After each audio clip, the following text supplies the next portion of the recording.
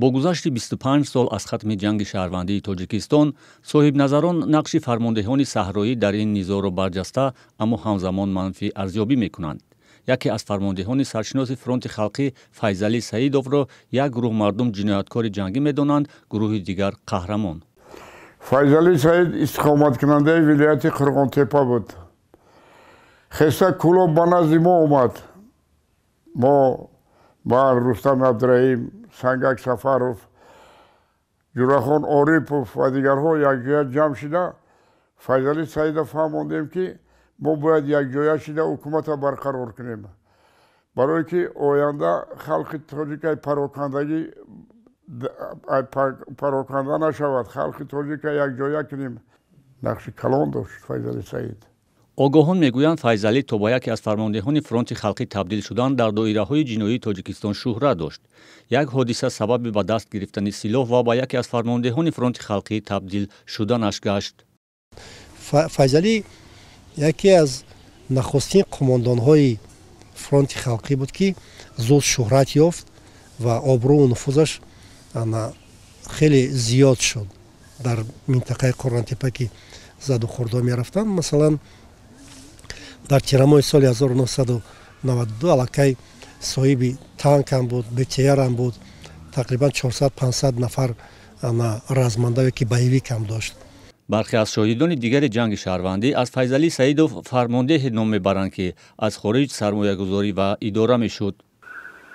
بیشتر جنگ تاجیک کشی بود. بیشتر تاجیک کشته شد. به دست همین کماندان‌های و دست آنهایی که در همون دوره بودند. در ماه مارت سال 1993 فیضعلی سعیدوف و سنگک سفروف رهبر فرانت خلقی به طور مرموز و گویا به دست یکدیگر کشته شدند. در ماه آگوست سال 1992 حکومت مراسای ملی زیر رهبری اکبرشاه اسکندروف گارد ملی تأسیس داد و محمد مراد سیدمرادوف را فرمانده آن تعیین کرد. هدف نهادی نو پیشگیری از زد و خورد دو طرف عنوان میشد. برای آرام کردن، برای پیشروی جنگ گرفتن، یکی از وظیفه‌هایی که گارد ملی در نظر گرفته شده بود و اکبرشاه اسکندر رو برای تاکید میکنه، میگه که هر چقدر میتوانید شما با گروهایی که با هم مخالفت میکنن جنگ میکنن در میان اونها بدارید، با اونها کمک کنید و با اونها بیشتر بفهمانید که از جنگ کناره بجویند. ولی گفتم که جنگ است. محمد مراد سیدمرادوف تا سالهای اخیر حکومت شوروی در شعبه کارهای داخلی ناحیه راه آهن دوشنبه کار میکرد، اما او ختم کرده فاکولته تاریخ بوده در بعضی دایره‌ها نفوذ داشته است. این را رسما حکومت تعیین کرده بود و اونقدر اول که چهره شناخته شده نبود و مثل فیضعلی که مثلا دیگر در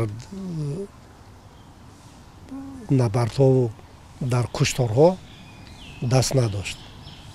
از محمد مراد یک چهره دانشمند و فرهنگ دوست نام میبرند که امید داشته است پیش راه گسترش جنگ را بگیرد، اما در نخستین اقدام جلوگیری از نیروهای رزمنده در ماه اکتبر سال 1992 در شهر قرغان تپه کشته می شود.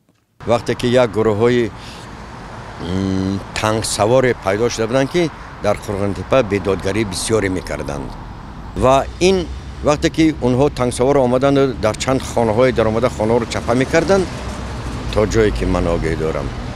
از روی شنیدی من نزدیک میشد به همون جا میخواهد که پیش راه اونها رو بگیرد.